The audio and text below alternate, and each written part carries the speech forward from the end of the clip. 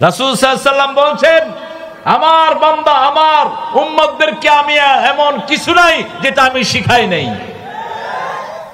জন্ম থেকে মৃত্যু পর্যন্ত একটা ধর্মই আছে, সেটার নাম ইসলাম। ইসলাম ইসলাম। শিশু দুনিয়াতে আসার পরে কোন ধর্মে কোনো কিছুই নাই, কিন্তু আমার নবী আলাইহিস সালাম বলছেন শিশু আসার পরে তার কানে আজান দিয়ে দাও। কি সুন্দর! বাপ যদি আজান দেয় সবচেয়ে বেশি কবুল হবে। আমরা কিন্তু বাপকে দিয়ে দেই না, আমরা হুজুরদেরকে নিয়ে আসি। ঠিক আছে, হুজুরদেরকে একটু হাদিয়া দিয়ে, হুজুরদের তো হাদিয়া খুব কমে গেছে আপনাদের, হুজুরদেরকে হাদিয়া দিয়ে অসুবিধা নাই, কিন্তু আজানের মেইন হকদার কে দিবে? বাবা দিবে। এরপর রাসূল বলছেন হাতের মধ্যে একটু মধু নাও, মধু নিয়ে তার জিহ্বায় লাগিয়ে দাও, অথবা খেজুর চাবায় খেজুরের রস তার জিহ্বায় দাও। তাহনিক, কণ্ঠটা সুন্দর হবে, মিষ্টি হবে কণ্ঠ। 3 নাম্বার বললেন সুন্দর একটা নাম রাখো। 4 নাম্বার বললেন আকিকা দাও। 5 নাম্বার বললেন মাথার চুলগুলো কেটে যদি তুমি পয়সা আলা হও, তাহলে সেটার ওজনে স্বর্ণরৌপ্য গরিবকে দিয়ে দাও। 5টা কাজ। কয়টা?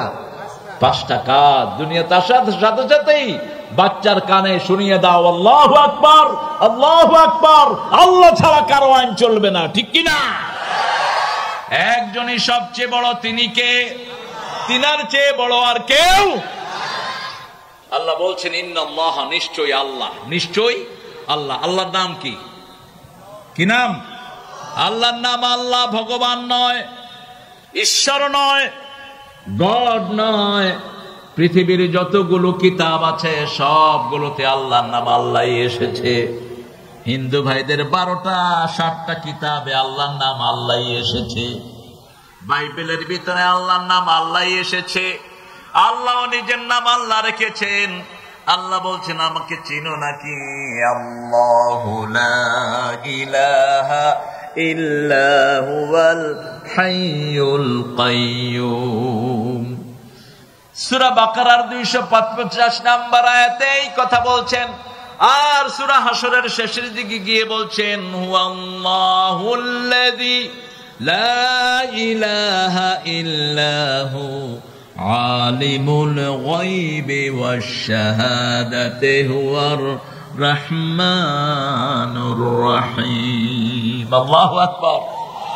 আল্লাহু লা ইলাহা ইল্লা হুয়াল হাইয়ুল কাইয়্যুম, এটা বলেছেন সূরা বাকারা।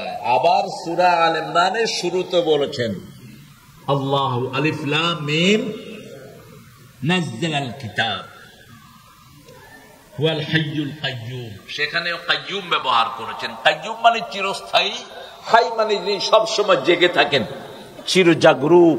লা তাখুযুহু সিনাতুন, তার তন্দ্রাও নাই, নিদ্রাও নাই। তাহলে মানুষ কখনো আল্লাহর সিফত অর্জন করতে পারে? আমাদের তন্দ্রা আছে না নাই? কথা কন না কেন? আমাদের পীর সাহেবদের তন্দ্রা আছে না নাই? আমাদের পীর সাহেবদের নিদ্রা আছে না নাই? তো এদের কাছে গিয়ে চান কেন? এদেরকে অনেকে ওলি আল্লাহর জায়গায়, এমন জায়গায় রেখেছে যে সবকিছু তাদের কাছে চায়। বাচ্চা চাইবে, এটা চাইবে, সেটা চাইবে। আবার গাউসুল আজম বলে, খবরদার, গাউস একমাত্র কার নাম? আল্লাহর নাম। এটা যেন কোনো মানুষের জন্য বরাদ্দ না হয়। গায়েব জানেন কে? ওয়াল্লাহুল্লাযী লা ইলাহা ইল্লা হু, তিনি ছাড়া আর কোন ইলাহ না। ইলাহ মানে হলো 4টা গুণের মালিক। কয়টা? পৃথিবীতে এত বরকত আল্লাহ দান করেন যে এলাকার লোক যত শুকরগুজার, সে এলাকার বরকত তত বেশি। আমি দেখি সিরাজগঞ্জের বরকত অনেক বেশি। নদীতে ঘর ভেঙে নিয়ে গেছে, যমুনায় ঘর ভেঙে নিয়ে গেছে। যমুনার পাড়েই এক মুরব্বী ভাঙা একটা ঘরের ভিতরে বাচ্চাদেরকে কোরআন পড়াচ্ছেন। আমি পাশ দিয়ে যাচ্ছিলাম, আজ থেকে প্রায় অনেক বছর আগে। তো আমি দাঁড়ালাম, দাঁড়িয়ে বললাম বাবা আপনি কি করছেন? বলছে বাবা কোরআন পড়াচ্ছি। বললাম ঘর কোথায়? কয় ঘর যমুনায় নিয়ে গেছে। তো যমুনায় নিয়ে গেছে, আপনি কোরআন পড়াচ্ছেন। কয় নিচে যে আল্লাহ দিবেও সে আল্লাহ। সুবহানাল্লাহ বলতে ইচ্ছা করে না। আমার চোখে পানি চলে আসছে। আমি এরকম ফকিরকে আল্লাহ কখনো ফিরাবেন না। সুবহানাল্লাহ বলতে ইচ্ছা করে না। আহা, যতবার সুবহানাল্লাহ পড়বেন জান্নাতে একটা গাছ হয়ে যাবে, একটা গাছের থেকে 70 রকমের ফল আসবে, এক একটা ফলে 70 রকমের মজা হবে। আরো আসতে সুবহানাল্লাহ, সুবহানাল্লাহ যখনই বলেন খুশি হন কে? আবার আল্লাহর হাবিব বলছেন আলহামদুলিল্লাহ, সুবহানাল্লাহ, এগুলো আকাশ জমিন ভর্তি করে কিয়ামতের ময়দানে সওয়াব দিয়ে দিবে। সে আল্লাহ রাব্বুল আলামিন নিজের পরিচয় দিচ্ছেন, আমি আলিমুল গায়ব, সব গায়েবের মালিক আমি সব সাক্ষী, সব কিছু আমি দেখি, ঠিক না ঠিক? এমন কোন কাজ নাই যেটা তিনি দেখেন না। সে আল্লাহ রাব্বুল আলামিন বলছেন ইন্নাল্লাহা, নিশ্চয়ই আল্লাহ, ইশতারা, ক্রয় করে নিয়েছেন, মিনাল মুমিনিনা, মুমিনদের থেকে, আনফুসাহুম, তাদের জান, ও আমওয়ালাহুম, তাদের মাল, বিআন্না লাহুমুল জান্নাহ, জান্নাতের বিনিময়ে। মুমিন ছাড়া কারো সাথে আল্লাহ ডিল করতে চান না। এখন মুমিন কারা? আমরা মনে করি মসজিদে গেলেই মুমিন। আল্লাহ বলছেন না, ওয়ামান আরাদাল আখিরাহ ওয়া সাআ লাহা সা'য়াহা ওয়া হুয়া মুমিন, যে আখিরাত চায়, আখিরাতের জন্য চেষ্টা করে, তার নাম আল্লাহর খাতায় মুমিন হয়ে যায়। শুনো মুমিন মুসলমানো, করি আমি নিবেদন, এই দুনিয়া পানা হবে জেনে জানো না। কার কথা? আল্লাহর কথা। লিখেছেন কোন কবি? হ্যাঁ, আমাদের জাতীয় কবি। কি নাম? নজরুল।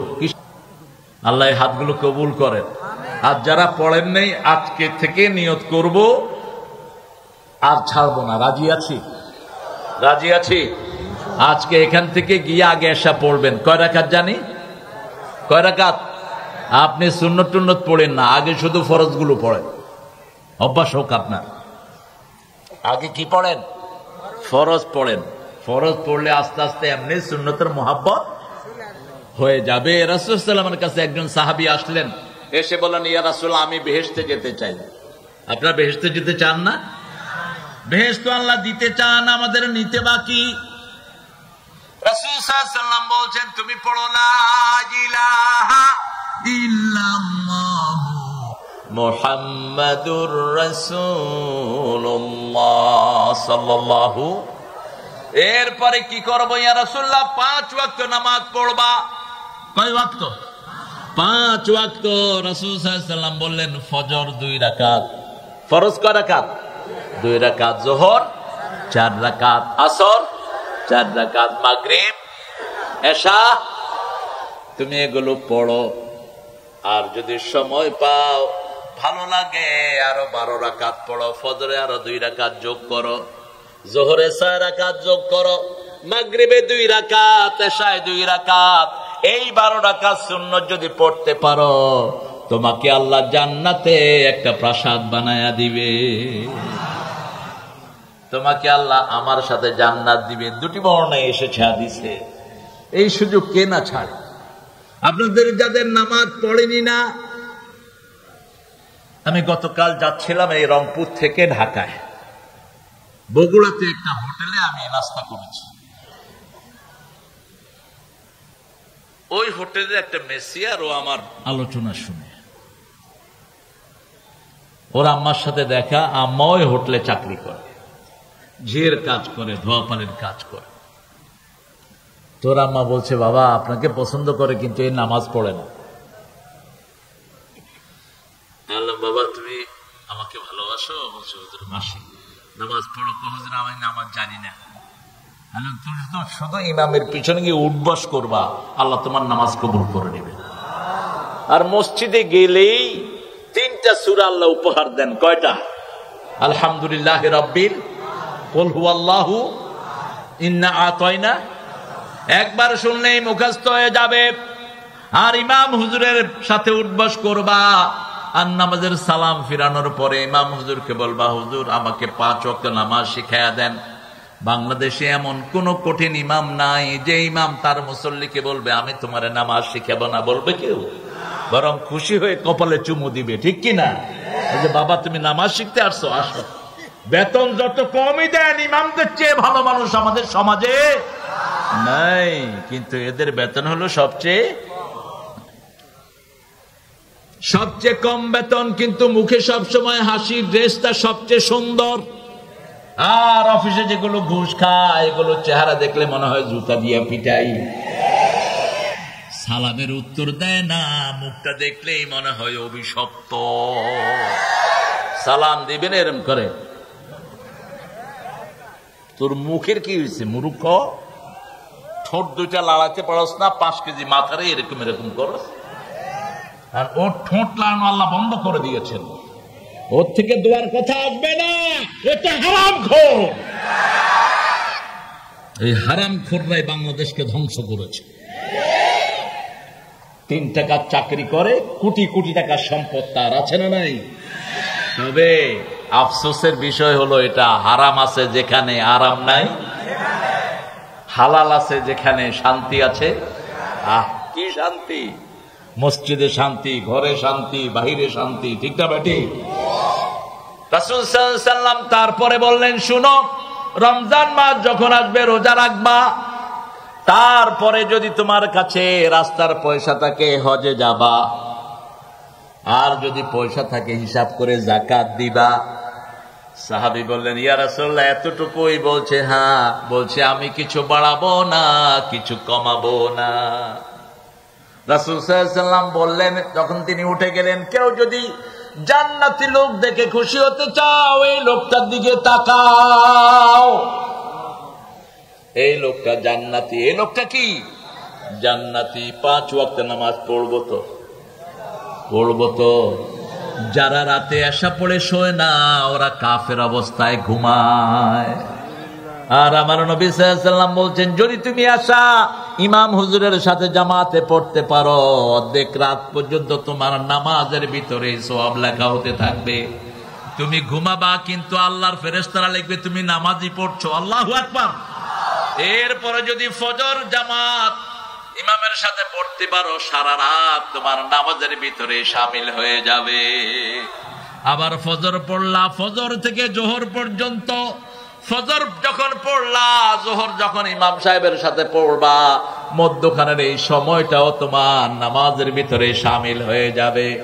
আবার জোহর পড়বা, আসর যদি ইমামের পিছনে পড়ো, তাহলে 24 ঘন্টায় তোমার নামাজ হয়ে যাবে। সুবহানাল্লাহ। বেশি জোরে হলো না? আরো চিৎকার করে বলেন সুবহানাল্লাহ। রাসূল সাল্লাল্লাহু আলাইহি ওয়াসাল্লাম বলছেন, তোমাদের কারো বাড়ির সামনে দিয়ে যদি নদী যায়, আর যদি 5 বার গোসল করো, শরীরে কোনো ময়লা থাকবে? সাহাবায়ে কেরাম বললেন, না, থাকবে না। নামাজ হলো এরকম সালাত, যারা 5 ওয়াক্ত পড়বে তাদের সব ময়লা আবর্জনা আল্লাহ দূর করে দিবেন। ওযু যারা করে তাদের প্রত্যেকটি অঙ্গ থেকে গুনাহ ঝরিয়ে দেন কে? আল্লাহ গুনাহ ঝরিয়ে দেন। সেজন্য আল্লাহ বলছেন, যারা 5 ওয়াক্ত মসজিদে যায়, ফাস্তাশহাদু বিল ঈমান, ও নবী আপনি তাদেরকে মুমিনের সার্টিফিকেট দিয়ে দেন। হাদিসের কথাগুলো আল্লাহর কথা বলেছেন মুহাম্মদ সাল্লাল্লাহু। আমাদের দেশে কিছু মূর্খের জন্ম হয় বিভিন্ন সময়, কয় আহলে কোরআন, আমরা শুধু কোরআন মানি। কেউ যদি বলে শুধু কোরআন মানি, হাদিস মানি না, ও একেবারে পিওর কাফের। কারণ হাদিস ছাড়া কোরআন মানা কখনোই সম্ভব নয়। হাদিস কি রাসূলের নিজের কথা? একটাও নিজের কথা না, এটাও হয়ে গায়রে মাতলুব, এটাও আল্লাহরই কথা, কিন্তু তেলাওয়াত করেছেন, শব্দ দিয়েছেন মুহাম্মদ সাল্লাল্লাহু। দুটেই আল্লাহর কথা। কারণ আমার নবী কখনো নিজের মন থেকে কথা বলতেন না। কার কথা? আমা ইয়াতিকু আনিল হাওয়া ইন হুয়া ইল্লা ওয়াহয়ুন ইউহা। কখনো তিনি নিজের পার্সোনাল ইনসে কথা বলতেন না, আল্লাহ ওহী করতেন, তারপরে কথা বলতেন রাহমাতাল লিল আলামিন। যেমন রাসূলকে মক্কার লোকেরা পাগল বলল, রাসূল চুপ থাকলেন, তিনি কখনো জবাব দিতেন না। কিছুদিন পরে জবাব পাঠালেন কে? ওয়ামা সাহিবুকুম বিমাজনুন, তোমাদের এত সুন্দর মানুষ, তিনি কখনো পাগল হতে পারেন? আপনাকে যখন কেউ গালি দেয় আপনিও চুপ থাকবেন, জবাব দিবেন কে? আবু বকর রাদিয়াল্লাহু আনহুকে একবার কাফেররা গালি দিচ্ছিল, তিনি খুব চুপচাপ শুনছিলেন। রাসূল সাল্লাল্লাহু আলাইহি ওয়াসাল্লাম দূরে মুস্কি হাসছিলেন। কিছুক্ষণ পরে তিনি জবাব দিলেন। রাসূল সাল্লাল্লাহু আলাইহি ওয়াসাল্লামের মুখ কালো হয়ে গেল। তিনি আসলেন, ইয়া রাসূলুল্লাহ, যখন কাফেররা আমাকে গালি দিচ্ছিল আপনি মুস্কি হাসছিলেন, আর যখন আমি উত্তর দিলাম আপনার মুখটা বেজার হয়ে গেল কেন? রাসূল সাল্লাল্লাহু আলাইহি ওয়াসাল্লাম বলেন, আবু বকর, আমি যা দেখি তুমি তা দেখো না। রাসূল নামাজের সামনে যেমন দেখতেন পিছনেও তেমন দেখতেন। ফেরেশতাদেরকে রাসূল দেখতেন, আমাদের দেখার কোনো ক্ষমতা। রাসূল সাল্লাল্লাহু আলাইহি ওয়াসাল্লাম বললেন, যখন তোমাকে কাফেররা গালি দিচ্ছিল তুমি চুপ করে শুনছিলে, আমি দেখছিলাম অসংখ্য ফেরেশতা তোমার পক্ষ থেকে জবাব দিচ্ছে।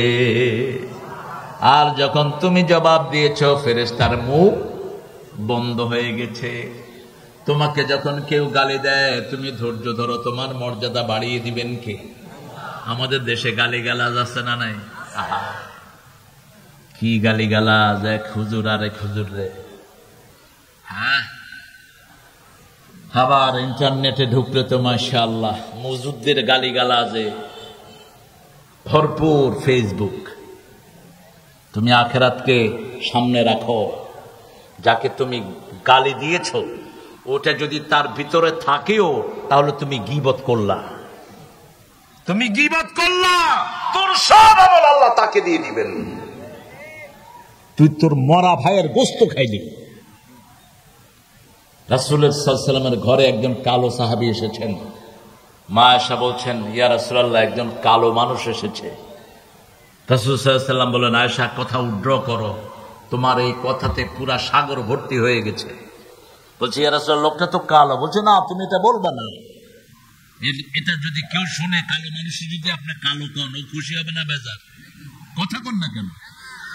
একজন কালো মানুষকে যদি কেন আপনি কন, কালু ভাই কেমন আছো, ও খুশি হবে।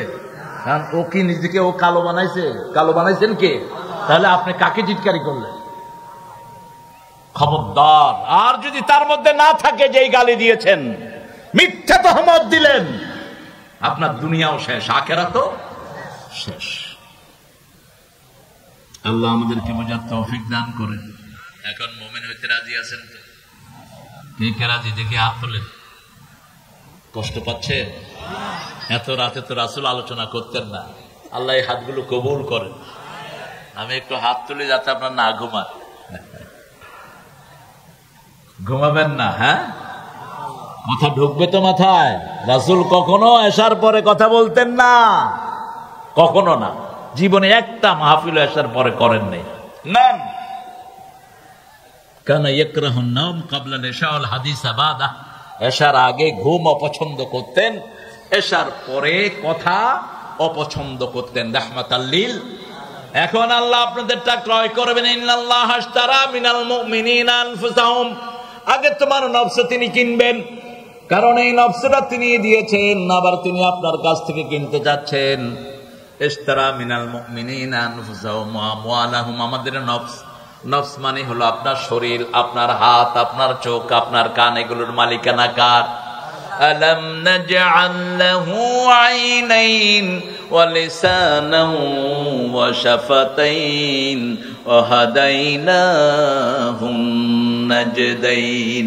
সুন্দর দুটি চোখ আমি তোমাকে দিয়েছি, সুন্দর দুটি ঠোঁটের মধ্যখানে সুন্দর একটি জিহ্বা দিয়েছি।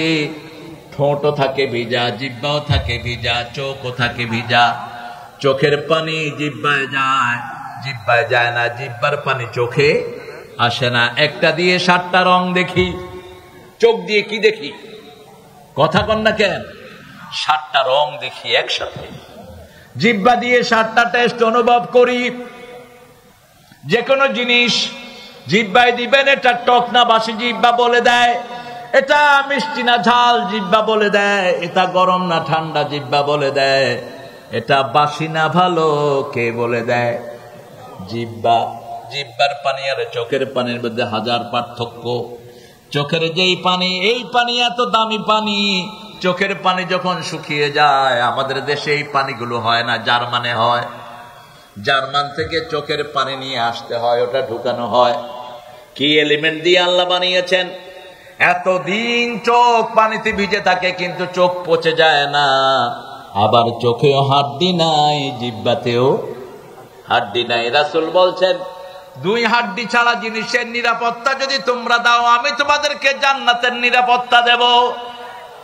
আজমানা লাকুমুল জান্নাহ, দুই ঠোঁটের মধ্যখানে যেটা, দুই উরুর মধ্যখানে যেটা, এই দুইটার নিশ্চয়তা যদি কেউ দিতে পারে, তাকে আল্লাহ জান্নাতের নিশ্চয়তা দিয়ে দিবেন বলেছেন মুহাম্মদ সাল্লাল্লাহু।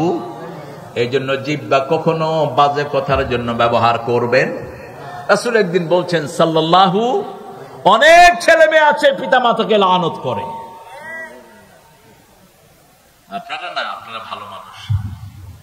সাহাবায়ে কেরাম বলেন, এরা কারা, কোন ছেলে মেয়ে?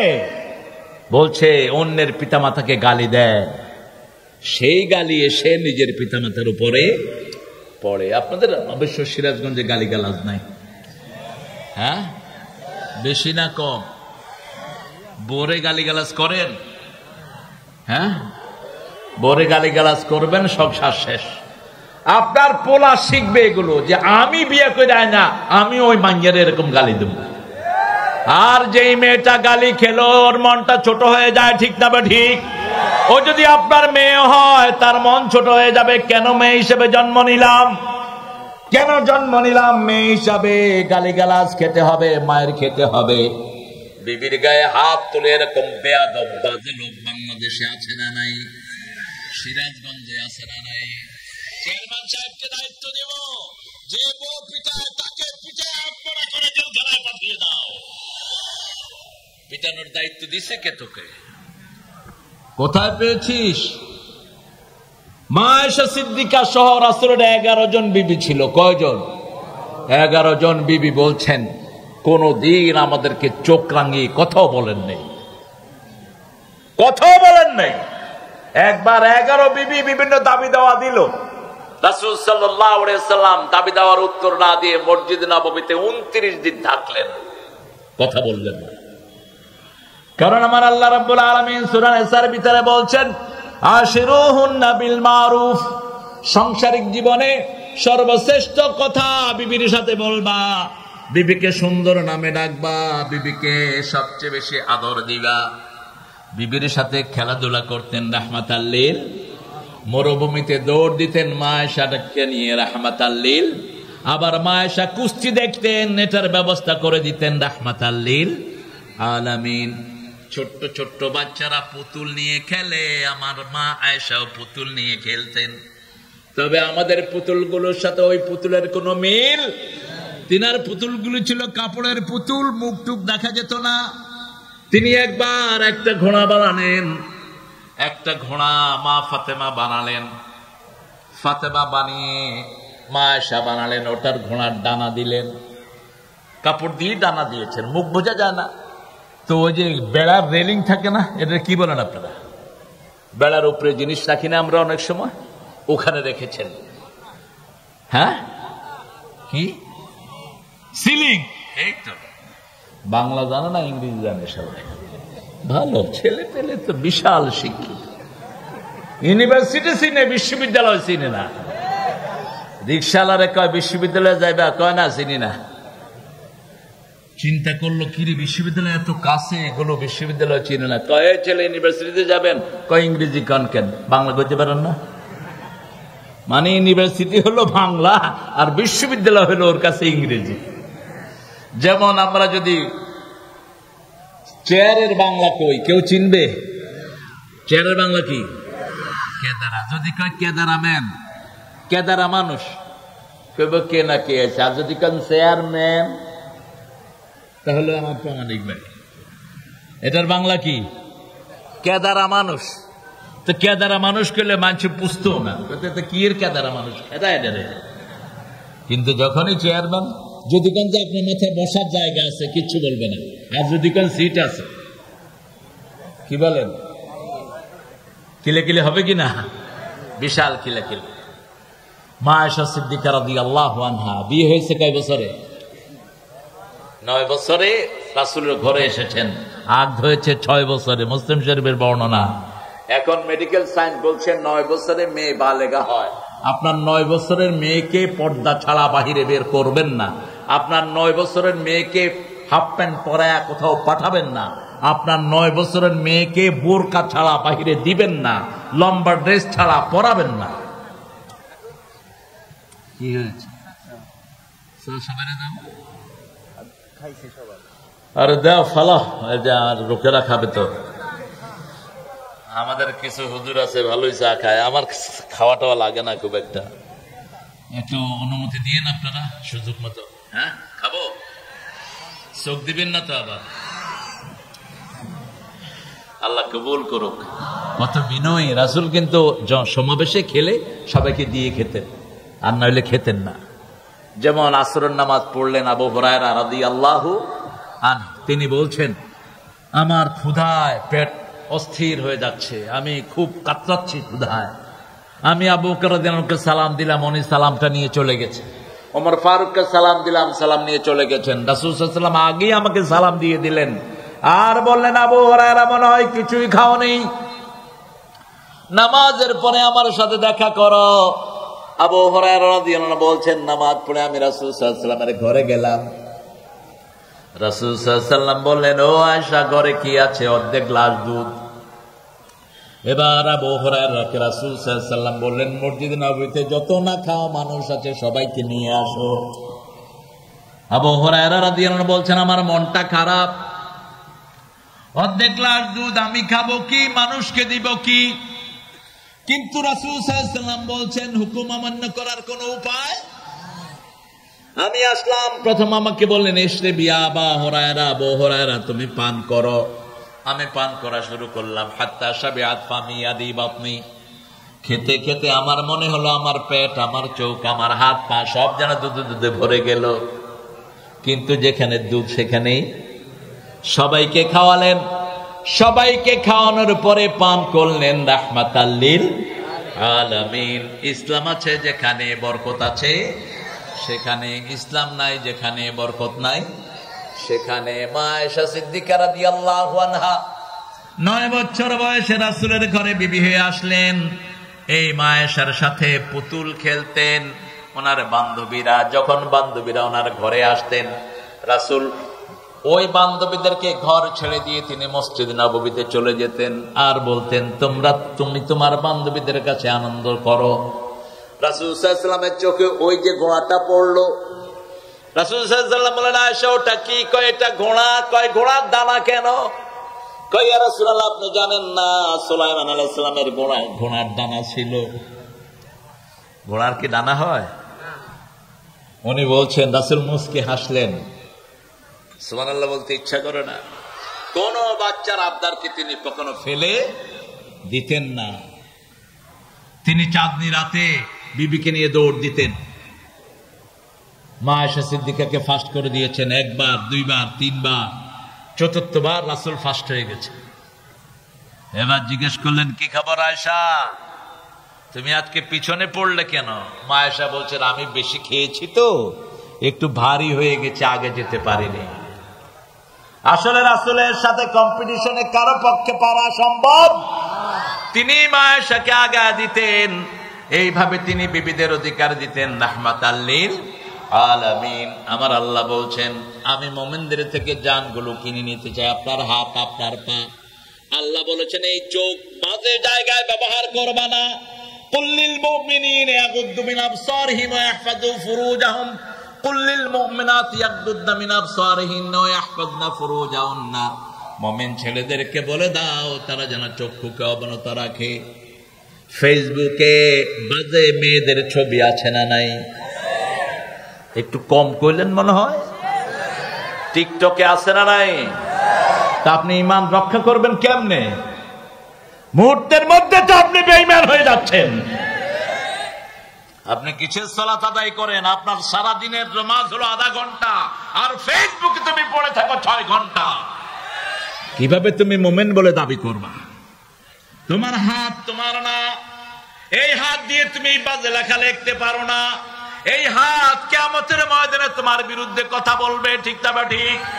এই হাত দিয়ে তুমি জমির আইল ঠেলেছো, এই হাত দিয়ে তুমি একজনের চাকরি খেয়েছো, এই হাত দিয়ে কারো গায়ে আঘাত করেছো, এই হাত দিয়ে বিবির গায়ে সিগারেটের আগুন জ্বালিয়েছো, এই হাত দিয়ে শ্রমিকের গায়ে আঘাত করেছো, কিয়ামতের ময়দানে এই হাত আল্লাহর কাছে কথা বলবে, মুখকে আল্লাহ সিল মেরে দিবেন আর বলবেন আলিয়াউমা নাখতিমু আলা আফওয়াহিহিম ওয়া তুকাল্লিমুনা আইদিহিম ওয়া তাশহাদু আরজুলুহুম বিমা কানু ইয়াকসিবুন।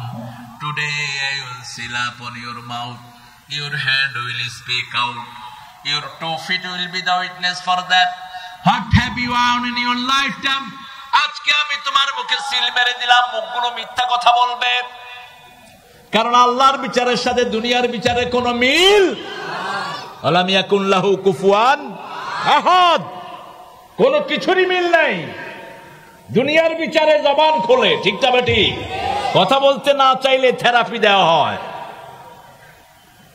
আন্ডা খাওয়ায়, গরম পানির থেরাপি দেয়, শুধু ওয়াটার, শুধু মুখে দিয়ে পানি ভরে যাতে ভড় করে কথা বের হয়। আর আল্লাহ বলছেন আমি মুখ বন্ধই করে দেব।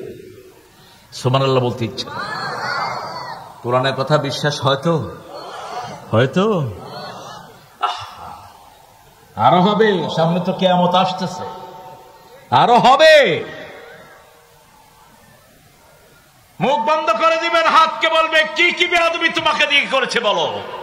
হাত বলবে এই হাত দিয়ে বৃদ্ধদের ভাতা চুরি করে খেয়েছে, এই হাত দিয়ে জনগণের চাউল খেয়েছে, এই হাত দিয়ে করুণার চাউল পর্যন্ত খেয়ে ফেলেছে, এই হাত দিয়ে যমুনা নদীর সর্বনাশ করেছে, এই হাত দিয়ে জমিনের আইল ঠেলেছে, এই হাত দিয়ে বিবির গায়ে হাত তুলেছে, পরনারী স্পর্শ করেছে। আজকের মেডিকেল সায়েন্স বলছে একজন মানুষ সারা জীবন যা কাজ করে তার সবটাই হাতে থেকে যায়। এই হাতের ভিতরে রেখা আছে, ফিঙ্গারপ্রিন্ট বলা হয়। কিয়ামতের ময়দানে আল্লাহ বলবেন ফামান ইয়ামাল মিসকালা যাররাতিন খায়রান ইয়ারাহু ওয়া মান ইয়ামাল মিসকালা যাররাতিন শাররান ইয়ারাহু। যাররা পরিমাণ, যাররা হলো যেটা খালি চোখে দেখা যায় না, যাররা পরিমাণ যেই আমল মানুষ করেছে সেই আমলের চিহ্ন হাতের মধ্যে রেখে দিবেন কে? আল্লাহ রেখে দিবেন। এখন পাশ্চাত্য পৃথিবীতে 40 দিন পর্যন্ত একজন মানুষের হাতের টাচ মানুষ উদ্ধার করতে পারে সেন্সিটিভ ক্যামেরা দিয়ে। আপনি কাউকে হত্যা করেছেন, ওই লোকটাকে শনাক্ত করার জন্য ওই লোকটার কাপড় ক্যামেরাতে উঠিয়ে লোকটাকে খোঁজা হয়। খোঁজে কি দিয়া? কুত্তা দিয়া। কুত্তার ঘ্রাণ শক্তি এত প্রখর, 10 মাইল দূর থেকে কুত্তা ঘ্রাণ পায়। আপনি দেখবেন কুত্তা ঘর থেকে বেরিয়ে এরকম করে, কি করে? এই না কুচু করে। আল্লাহর একটা আজীব প্রাণী কুকুর। কুকুর যা দেখে আমরা তা দেখি না। আজানের সময় কুকুর চিল্লায় না কেন? শয়তান পালায়। কি করে? আর বায়ু ছাড়তে পালায়। কত সুন্দর কথা। এই শয়তান দেখে, ওই যে কুকুর দেখে শয়তান যে পালাচ্ছে, আবার কুকুর বিপদ দেখে, এর জন্য রাতের বেলায় কাঁদে। কুকুর কাঁদলে আপনি কি করবেন? আপনি লা ইলাহা ইল্লা আনতা সুবহানাকা ইন্নী কুনতু মিনাজ জালিমিন। এই কুকুর দিয়ে তারা কুকুর ব্যবহার করেছিল আসহাবে কাহফের লোকেরা। সেই কুকুর আসহাবে কাহফের সাথে কোথায় যাবে? কোথায় যাবে? কুকুর ঘরে ঢুকাবেন না, বাহিরে পালেন। ঘরে ঢুকালে 1 কেরাত সওয়াব বেরিয়ে যাবে। 1 কেরাত মানে জাবালাতাইন আযীমাতাইন, বিশাল পাহাড় পরিমাণ, 2 পাহাড় পরিমাণ সওয়াব আমলনামা থেকে বেরিয়ে যাবে। আর যদি কারো জানাজায় শামিল হন, লাশটাকে গোসল করান, কবর পর্যন্ত দাফন পর্যন্ত যান, প্রতি কাজে 1 কেরাত করে সওয়াব আপনাকে দান করবেন কে? রাসূলকে জিজ্ঞেস করা হলো মা হুয়াল কিরাত, কিরাত কি? রাসূল সাল্লাল্লাহু আলাইহি ওয়াসাল্লাম বললেন জাবালাতাইন আযীমাতাইন, 2 বিশাল পাহাড় পরিমাণ সওয়াব আপনার আমলনামায় আল্লাহ দিয়ে দিবে। কুত্তারে চুমু খায়, কুত্তাই চুমু খায়। কুত্তারে মানুষ চুমু খেতে পারে? নোংরা। এই সংস্কৃতি আমার দেশে আছে না নাই? গুলশান বনানীর সো কল্ড পয়সালাগুলো ঘরে ঘরে কুত্তা পালে। আমি অবাক হয়ে গেলাম। কয়েকদিন আগে একটা প্রোগ্রাম ছিল, সন্ধ্যার পরে দেখি যে প্রত্যেকের হাতে কুত্তা নিয়ে বেরিয়েছে। আর হাফ প্যান্ট পরলে তো মনে হয় একটা বিশাল কিছু হয়ে গেল। হাফ প্যান্ট তো মেথরের ড্রেস, তুই পরস কেমন? আমাদের দেশে মেথররা আগে হাফ প্যান্ট পরতো, ঠিক কিনা? তুই তো মেথরের সংস্কৃতি গ্রহণ করেছিস। তোমার উরুটা ঢাকা রাখবা, কারণ শরীরের মালিক তুমি না, শরীরের মালিক কে? পরের জায়গা পরের জমিন, সবার মুখস্থ বাস্তব কথা। শরীরটা আমার নয়, আমার হলে আমার চোখ আমার কথা শুনতো, ঠিক না? ঠিক। আমি তো চোখ দিয়ে দেখি, চোখ দিয়ে খাওয়ার কোনো অধিকার আমার নাই। যেমন এই টুপিটা আমার, টুপিটা কি? আমি টুপিটা মাথা থেকে খুলে আমার মাথার তলেও দিতে পারি, ঠিক না? ঠিক। এই ঘড়িটা আমার, ঘড়িটা আমি এখানে না লাগাই ঠেঙ্গাও লাগাইতে পারি। কিন্তু আল্লাহ বলছেন প্রত্যেকটি অঙ্গ প্রত্যঙ্গ হুকুম মানে কার? শুধু আমাদেরকে একটু স্বাধীনতা দিয়েছেন, এটাও দেখতে পারো, এটাও দেখতে পারো। এই স্বাধীনতার জন্য আমাদের বিচার করবেন কে? আপনার পা গুলো, আপনার হাত গুলো আল্লাহর হুকুম মতো আপনি লাগাবেন, তাহলে আপনি মুমিন। তাহলে আপনি কি? মুমিন। ইন্নাল্লাহা আশতারা মিনাল মুমিনিনা আনফুসাহুম ওয়া আমওয়ালাহুম। সম্পদের মালিক কে? আপনি মালিক সম্পদের? অসম্ভব। আপনি একটু চিন্তা করেন তো ইসরায়েলিদের কথা। 3 দিন আগে বিশাল বিল্ডিং এ শুয়ে শুয়ে এসিতে বাতাস খায় আর স্বপ্ন দেখছে কোটি টাকার। একটা সে রকেট এসে পড়লো আর রাস্তায় নেমে গেল, দুনিয়া থেকে বিদায় হয়ে গেল, ঠিক না? ঠিক। কিছুই আপনার না। আমার দেশে এরকম চিত্র আছে না নাই? শেয়ার ব্যবসার ভিতরে কোটিপতি মানুষ শেয়ার ব্যবসায় গেছে, পরের দিন দেখে টাকা পয়সা কিছুই নাই। সম্পদগুলো আল্লাহ আপনাকে দিয়ে দেখেন, পৃথিবীতে এমন কোন মানুষ নাই যার 14 পুরুষই পয়সা আলা। দেখা যায় বাপ ফকির, ছেলে পয়সা আলা হয়, আবার ছেলে পয়সা আলা, তার ছেলে আবার ফকিরিতে চলে যায়, আছে না নাই? এইভাবেই মানুষের ভিতরে এটা ঘুরতে থাকে। আল্লাহ বলছেন ইন্নাল্লাহা আশতারা মিনাল মুমিনিনা আনফুসাহুম ওয়া আমওয়ালাহুম বিআন্না লাহুমুল জান্নাহ। আমি তার শরীরটা আগে কিনে নিয়েছি। এই শরীর তখনই আপনি আল্লাহর কাছে বিক্রি করলেন যখন আযান হবে। আপনি কোথায় যাবেন? যদি মসজিদে যান তাহলে বুঝতে হবে আপনি কার কাছে বিক্রি করেছেন। যদি না যান তাহলে আপনি বিক্রি করেন। এই শরীর যখন আপনি কোন হারাম ব্যবসায় লাগাবেন না, তখনই বোঝা যাবে এই শরীর আপনি কার কাছে বিক্রি করেছেন। আল্লাহর কাছে বিক্রি করেছেন। আল্লাহ রাব্বুল আলামিন বলছেন বিআন্না লাহুমুল জান্নাহ। জান্নাতের বিনিময়ে আমি তোমাদেরকে তোমাদের জান আর তোমাদের মাল নিব, আর তোমাদেরকে আমি জান্নাত দিয়ে দেব। তবে একবার কাজের কথা শোনো, কোন কাজ করতে হবে? ইউকাতিলুনা ফি সাবিলিল্লাহ। হত্যা করবা পরস্পর পরস্পরকে আল্লাহর রাস্তায়। কার রাস্তায়? ব্যক্তিগত কাজে না। রাসূল সাল্লাল্লাহু আলাইহি ওয়াসাল্লাম 10 বছরে 80টা যুদ্ধ করেছেন। কোন নবীর উম্মত? খেয়াল নাই আপনাদের? মিষ্টি খেয়ে ইসলাম আসে নাই। ইসলাম অত্যন্ত কঠিনতার ভিতর দিয়ে এসছে, ঠিক না বেটি? 10 বছরে কয়টা যুদ্ধ করেছেন? 80টা। 27টাতে নিজে সেনাপতি ছিলেন। বদরের ময়দান রাসূল সাল্লাল্লাহু আলাইহি ওয়াসাল্লাম আবু সুফিয়ান 70 জন বড় বড় ব্যবসায়ী নিয়ে সিরিয়া থেকে আসতেছিল।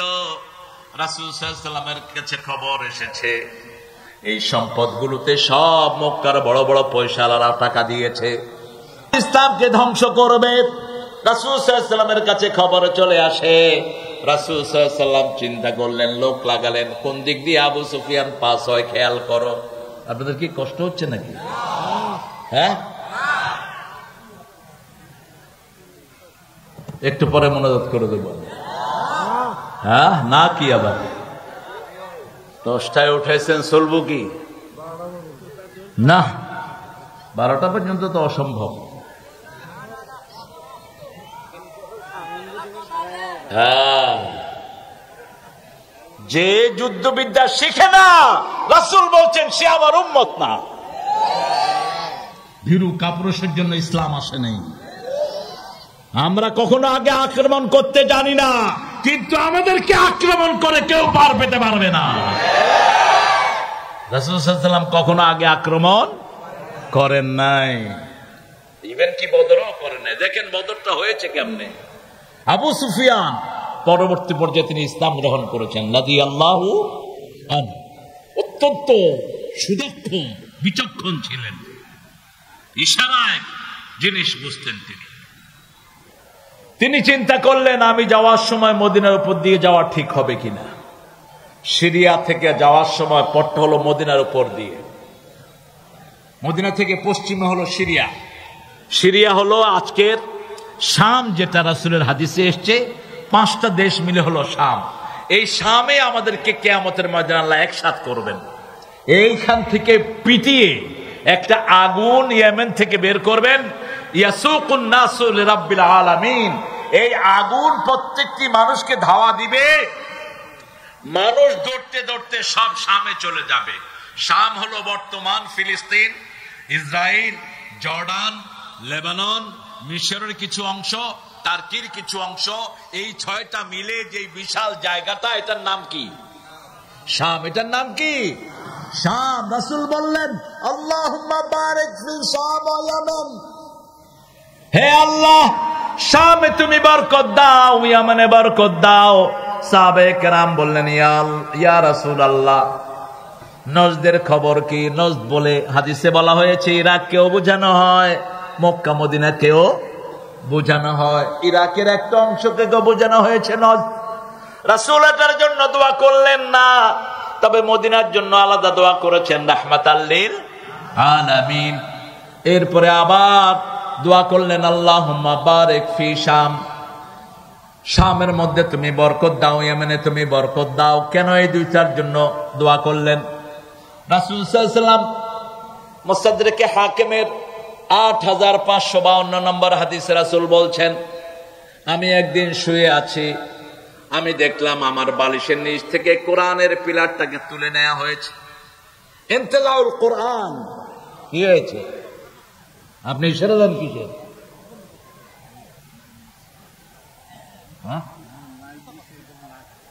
ও লাইভ বন্ধ করে দেন। অনেকে বলেন মাহফিলে চলে আসতে।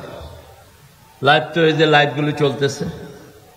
আমি আমেরিকা থেকে আসার পরে প্রথম আপনাদের সিরাজগঞ্জে আসছি। হ্যাঁ, এক রাতে বহু লাইভ দেখছে মানুষ। এক বেটা এক রাতের লাইভ দিয়ে বহুত পয়সার মালিক হয়ে গেছে। হ্যাঁ, সিরাজগঞ্জের মানুষ খুব মহব্বতের মানুষ। হওয়াটা কিন্তু খুব আপন কথা।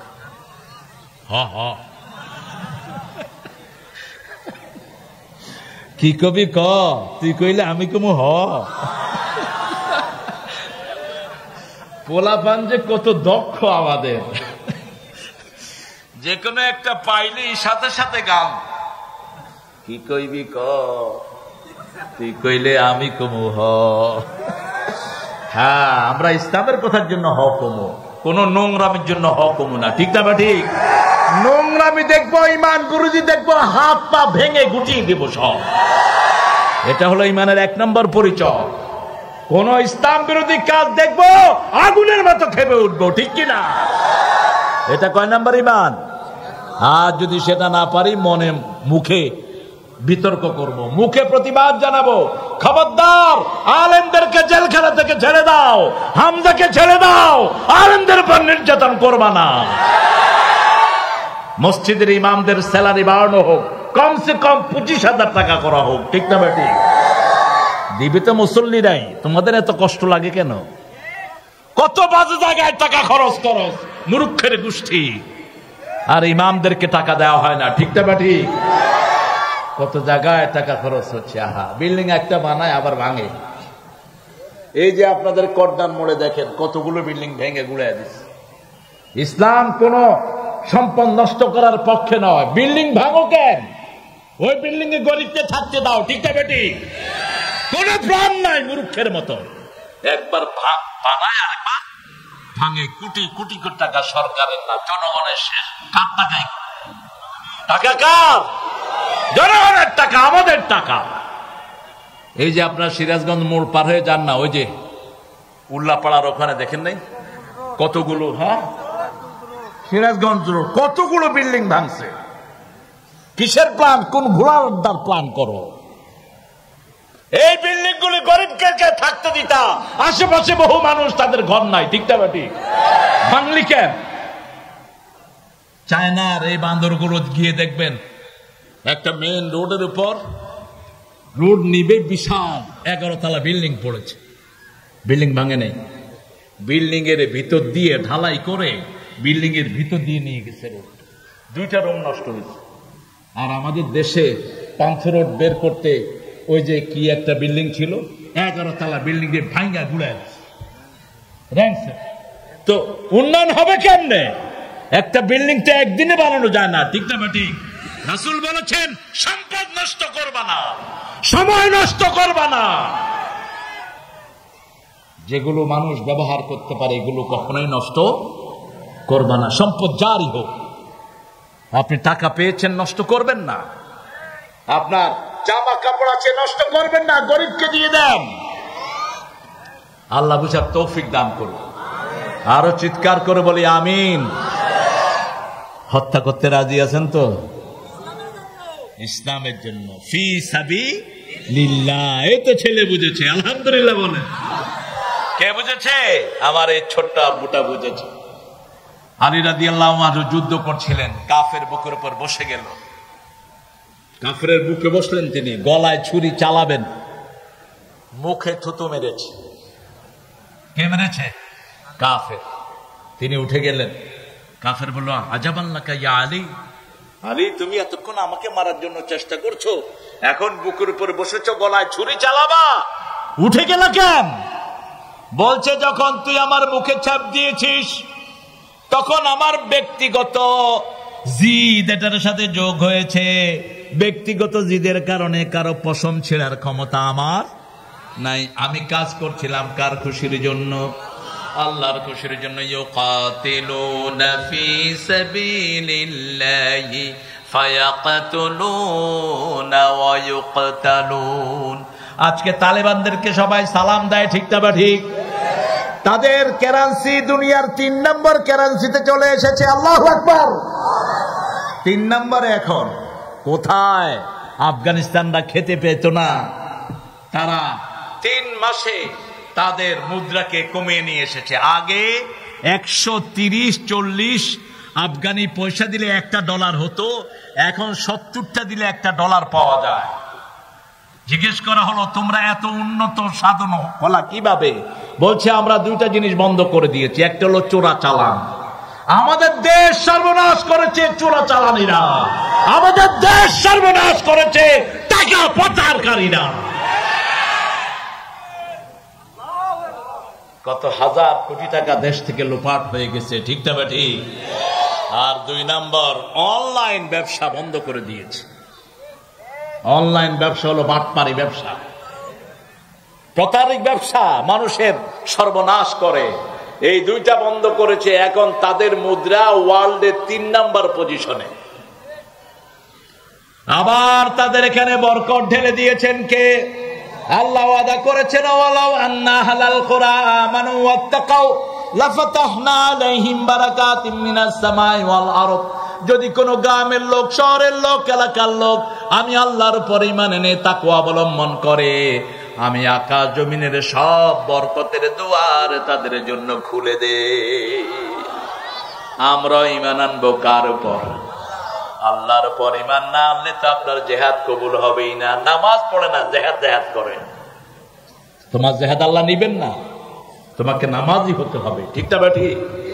তোমাকে বিবির হক দিতে হবে, প্রতিবেশীর হক দিতে হবে। কারো জিনিস তুমি চুরি করতে পারবে? আমাদের অনেকে মনে করে হিন্দুবাদের জিনিস আমাদের জন্য হালাল না। কেমনে হালাল? যুদ্ধের ময়দানে গেলে হালাল। আপনার সাথে যদি তাদের যুদ্ধ হয়, যুদ্ধে আপনি বিজয় লাভ করলে যে সম্পদগুলো যুদ্ধের ময়দানে পাওয়া যাবে সেগুলো আপনার জন্য কি হালাল। এগুলোকে গনিমতের মাল বলা হয়।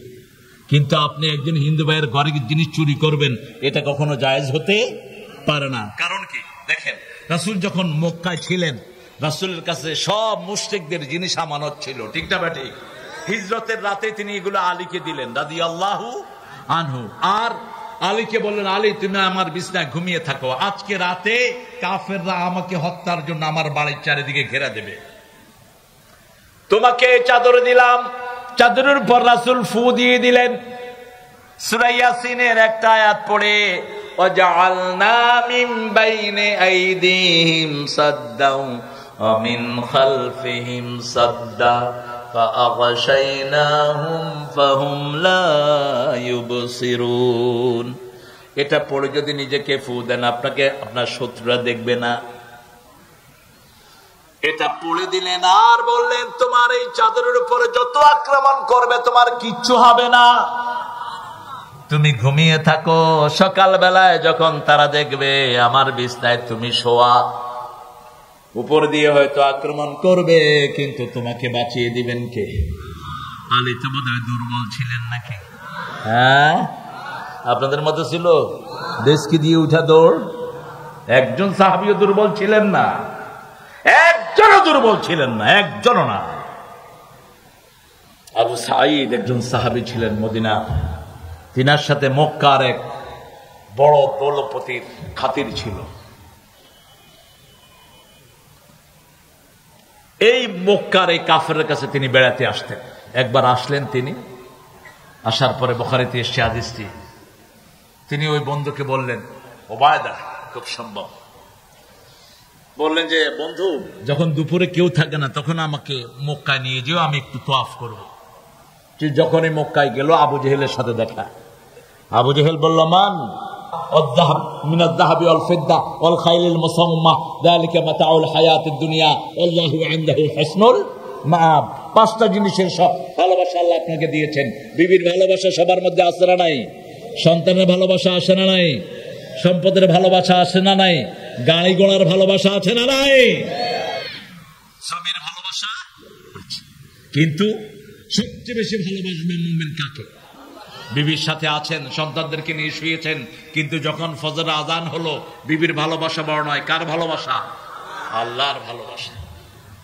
এরপরে আল্লাহ রাব্বুল আলামিন বলছেন, শুনো, ফায়াকতুলুনা ওয়া ইউকতালুন, তোমরা মারবা মরবা, মারবা মরবা। কিন্তু রাসূলের আদর্শ দেখেন, আবু সুফিয়ান টের পেল কিভাবে, দেখেন মদিনা থেকে একটু দূরে তিনি খিমা গাড়লেন, তালাশ করতেছেন এখানে মদিনা থেকে কেউ এসেছে কিনা। হঠাৎ করে দেখে একটু উটের পায়খানা, ওই পায়খানা গেটে তিনি দেখে সেখানে ছোট্ট ছোট্ট খেজুরের দানা। ছোট্ট খেজুরের দানা দেখি তিনি চিনলেন এই ওটটা মদিনা থেকে এসেছে। তিনি বলে ফেললেন তার সাথীদেরকে, রাস্তা দিয়ে যাওয়া যাবে না, যেতে হবে সাগরের পাড় দিয়ে। আর মক্কা লোকদেরকে খবর পাঠালেন, তোমরা সব মক্কার বড় বড় পয়সাওয়ালারা আমাকে টাকা দিয়ে সিরিয়ায় পাঠিয়েছ, আমাকে যে কোনো সময় মুহাম্মদ আক্রমণ করতে পারে সাল্লাল্লাহু আলাইহি ওয়াসাল্লাম, তোমরা অগ্রসর হও। আবু জেহেলের নেতৃত্বে 1000 সৈন্যবাহিনী মক্কার দিকে অগ্রসর হল, নিচে কুদে। অত্যন্ত দাম্ভিকতার সাথে তারা মক্কায় আসলো, মদিনায় আসলো। বদরের জায়গাতে কূপের পাশেই তারা জায়গা নিল। মুসলমানরা দেখলো কোনো কথা নাই, বার্তা নাই, এরা আসছে মদিনা ধ্বংস করার জন্য। তাদেরকে পরে আবু সুফিয়ান আবার খবর পাঠালেন, আমি নিরাপদে মক্কায় চলে এসেছি, তোমরা চলে আসো। আবু জেহেল বলে, না, আসছি যখন মুসলমানদেরকে শেষ করে যাই, রাখি আল্লাহ। এত সহজ? ইহুদির বাচ্চারা চেষ্টা করছে গাজাকে শেষ করার জন্য, কিন্তু গাজাকে দিয়ে তাদের কবর হয়ে যাবে। হামাস আমাদের কলিজায় আছে, ঠিক না? পিছানোর জাতি না, ছোট ছোট বাচ্চাদের এই সাহস। রাসূল সাল্লাল্লাহু আলাইহি ওয়াসাল্লাম কতগুলো দোয়া করলেন এই শামের জন্য। আপনি চলে যাচ্ছেন? কই যান? উঠে যাচ্ছে, কই আসবে? আপনাদের কষ্ট হচ্ছে? ইন্নাল্লাহা আশতারা মিনাল মুমিনিনা আনফুসাহুম ওয়া আমওয়ালাহুম বিআন্না লাহুমুল জান্নাহ। বদরের আরেকটা ঘটনা বলেই চলে যাব আমি সামনে। রাসূল সাল্লাল্লাহু আলাইহি ওয়াসাল্লাম দেখলেন এরা তো আমাদেরকে শেষ করার জন্য বদ্ধপরিকর। রাসূল ঘোষণা দিলেন, কে কে জান্নাতে যেতে চাও? জান্নাতে আপনারা যেতে চান না? দেখি কে কে যেতে চান। আল্লাহ কবুল করেন। আরো জোরে বলেন আমিন। হাতগুলো নামান। সাহাবায়ে কেরাম সবাই বলেন ইয়া রাসূলুল্লাহ আমরা জান্নাতে যাব। বলছে বদরের ময়দান হলো জান্নাতের ময়দান, বদরে গেলেই তোমরা জান্নাতি হয়ে যাবে। বদরে কেউ ঢুকতেও পারবে না, বের হতেও পারবে না। বদরের এখন যিনি মেয়র, তার দাদা মারা গেল কিছুদিন আগের ঘটনা। তিনি চিন্তা করলেন বদরের ময়দান একটা মকবুল ময়দান, বদরের ময়দানে যারা গেছে সবাই জান্নাতি, সুবহানাল্লাহ, এখানে আমার দাদার কবর দেই। তিনি মাটি খুঁড়লেন আর সেখান থেকে তাজা রক্ত বেরিয়ে আসে। একজন মানুষও সেখানে আর মাটি দেয়া যাবে? ওলামায়ে কেরাম বললেন খবরদার, বদরের মাটি যেমনই আছে তেমনই থাকবে। এই বদরে যারা গিয়েছে সবাই জান্নাতি। তরফার দুই ছেলে, বুখারীর বর্ণনা, তরফার দুই ছেলে। আবার বুখারীর সরায় এসেছে দুই ছেলের নামই মুআজ, একটা হলো ওমরের মুআজ আর একটা হলো তরফার মুআজ। কোন কোন বর্ণায়, আবার কোন বর্ণায় এসেছে এক বাপেরই দুই সন্তান। কয় সন্তান? একটার বয়স 13 আর একটার 11। মুআজ এবং মুআওয়াজ দুইজনই রাসূলকে গিয়ে বলছেন। প্রথম জন বললেন ইয়া রাসূলুল্লাহ আমি বদরের ময়দানে যেতে চাই। রাসূল সাল্লাল্লাহু আলাইহি ওয়াসাল্লাম বললেন তুমি তো বয়সে ছোট। বলছে ইয়া রাসূলুল্লাহ আমি খুব জোরে দৌড়াতে পারি। একজন সাহাবীর কানে কানে গিয়ে বললেন চাচা আপনাকে আমি আপনার সাথে দৌড়াবো, আপনি একটু আস্তে দৌড়ায় আমারে ফাস্ট করে দিয়েন। সুবহানাল্লাহ। ওই চাচা আস্তে দৌড়িয়ে তাকে ফাস্ট করে দিয়েছে, রাসূল তাকে নিয়ে নিয়েছেন। এবার বড় ভাই এসে বলছে ভাই তুই কেমনে টিকলি? কয় আমি এই বুদ্ধি করে টিকছি। কয় তুই তাহলে আমি তোর সাথে দৌড় দেবো, তুই একটু আস্তে দৌড়ে আমারে ফাস্ট করে দিস, তাহলে আমিও যেতে পারবো। রাসূল সাল্লাল্লাহু আলাইহি ওয়াসাল্লাম দুইজনকে অনুমতি দিলেন। আব্দুর রহমান ইবনে আওফ, বুখারীর বর্ণনা, তিনি বলছেন বদরের ময়দান আমি আমার পাশে চিন্তা করলাম কে আছে আমার পাশে, একটু দেখি। আমি দেখি আমার দুই পাশে দুটা ছোট বাচ্চা ছেলে, এখনো কেবল মোষ উঠতেছে। মোষ উঠার দেখা দিয়েছে, এখনো মোষ উঠে নেই। অত্যন্ত অল্প বয়সের দুইটা ছেলে আমার দুই পাশে। আমি চিন্তা করলাম এই বাচ্চাদের সাথে আমি থাকবো কেন, আমি একটু বুড়াদের সাথে যাই। সাথে সাথে এক ছেলে বলল ইয়া আম্মি আম্মি আরানা আবু জেহেল, ও চাচা আবু জেহেলকে একটু দেখায়া দেন। তিনি বললেন মা বিকাবে আবু জেহেল, তুই পিচ্চি ফেলে আবু জেহেলকে দিয়ে করবি কি? কই শুনেছি আমার নবীকে নাকি গালি দিয়েছে এই শয়তান, আমি তাকে শেষ করে দেব, আমি তাকে মারা পর্যন্ত তার শরীর থেকে আলাদা হব না। আবার পাশের ভাই বলল চাচা আবু জেহেলকে চিনো, একটু আবু জেহেলকে দেখা দাও। একই কথা বললো, অর্থাৎ দুই ভাই পরিকল্পনা নিয়েছে। এই ভাই বলতেছে আমি মারবো, ওই ভাই বলতেছে আমি মারবো। আব্দুর রহমান ইবনে আওফ বলছেন আমি দেখিয়ে দিলাম মুহূর্তের মধ্যে দুই ভাই দিয়ে আবু জেহেলকে আক্রমণ করলো। ধরাশায়ী হয়ে গেল আবু জেহেল, ঘোড়া থেকে নিচে নেমে গেল, ঘোড়ার পা কেটে দেয়া হলো। তরফার দুই ছেলে তাকে দুনিয়া থেকে বিদায় করে দিয়েছে। আরো আস্তে কন্যা সুবহানাল্লাহ। 14 জন সাহাবী শহীদ হলেন আর কাফেরদের 70 জন মারা গেল, 70 জন বন্দী হলো, 70 জন বন্দী হলো। আগের রাতে রাসূল সাল্লাল্লাহু আলাইহি ওয়াসাল্লাম বললেন এখানে মারা যাবে আবু জেহেল, এখানে উতবা, এখানে সায়বা, এখানে উবায়দা, চিহ্নিত করে দিলেন। পরের দিন সাহাবায়ে কেরাম গিয়ে দেখলেন রাসূল যেই যেই জায়গাগুলো দেখিয়ে দিয়েছেন ওই ওই জায়গাগুলোতে তারা দুনিয়া থেকে বিদায় হয়েছে। ফায়াকতুলুনা ইউকতালুন, এই হত্যাকে আল্লাহ কি চোখে দেখেন? আল্লাহ বলছেন সূরা সাফ ইন্নাল্লাহা ইউহিব্বুল্লাযীনা ইউকাতিলুনা ফি সাবিলিহি সাফফান কাআন্নাহুম বুনিয়ানুম মারসুস। আল্লাহ তাদেরকে সবচেয়ে বেশি ভালোবাসেন যারা আল্লাহর রাস্তায় আল্লাহর খুশির জন্য দলবদ্ধ হয়ে কেতাল করে, তাদেরকে সবচেয়ে বেশি ভালোবাসেন কে? আপনি বিক্ষিপ্ত ভাবে কাউকে হত্যা করতে পারবে? আপনার মন চাইলে হত্যা করলেন, এটা না। কোরআনের দলের ভিতরে থেকে, একটা ইউনাইটেড গোষ্ঠীর ভিতরে থেকে যখন আপনার উপর দায়িত্ব আসবে তখন আপনি সেখানে যাবেন, ঠিক না বেটি? ইন্ডিভিজুয়ালি না, প্রত্যেকে রাসূলের ছায়া তলে ছিলেন। রাসূল যতক্ষণ বলেন নাই ততক্ষণ যান নেই, এবং রাসূল কখনো আগে আক্রমণ করেন নাই। আগে 3 জন আনসারীকে পাঠিয়েছেন, প্রথম 3 বার দাওয়াত দিয়েছেন। কয়বার? 3 বার দাওয়াত দিয়েছেন। তারা দাওয়াত গ্রহণ করলো না, বললো যে আমরা তলোয়ার দিয়ে ফয়সালা করতে এসেছি। 3 জন আনসারকে পাঠিয়েছেন, তারা বললো যাও, তোমাদের কি চিনি না, তোমরা কি জন্য আসছো, তোমাদের বড় বড় নেতাদেরকে পাঠাও। মাঠে গেলেন আলী, সুবহানাল্লাহ বলবেন না? মাঠে গেল হামজা রাদিয়াল্লাহু, আবু উবাইদা, আল্লাহু আকবার। 3 সিংহ শারদুল গেলেন। ওখান থেকে আসলো উতবা, সায়বা, আরেকজন উবাইদা তাদের। বাস 3 জনকে মুহূর্তের মধ্যে মুসলমানরা কল্লা দ্বিখণ্ডিত করে ফেললেন। আরো আসতে কন্যা সুবহানাল্লাহ।